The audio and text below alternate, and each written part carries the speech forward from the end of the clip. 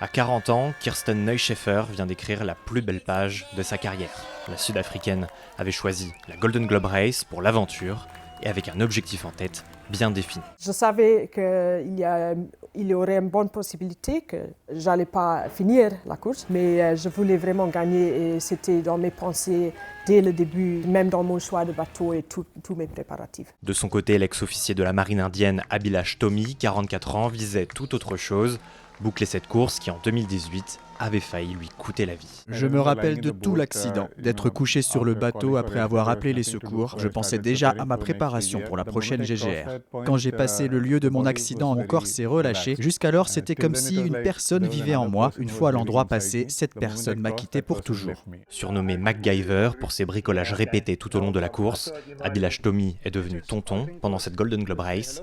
Pilote de l'aéronautique navale comme un certain Eric Tabarly, Abhilash a puisé son inspiration dans la trace d'Isabelle Autissier, qui fut la première femme à boucler un tour du monde en solitaire, en compétition. Je lisais beaucoup d'articles sur elle, dans des magazines de voile notamment. J'avais alors 19 ans. Ce qui m'impressionnait vraiment, c'est qu'elle battait tout le monde et tous les hommes, et largement en plus. C'est grâce à elle que j'ai vraiment voulu naviguer autour du monde.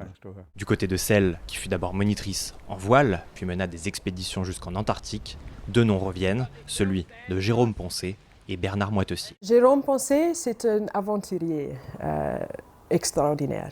Bernard Moitessier, évidemment aussi.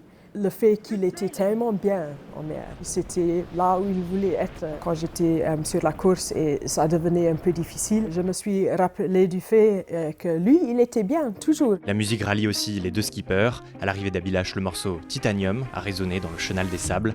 Titane en français en référence aux deux broches de ce métal qui soutiennent désormais sa colonne vertébrale depuis son accident.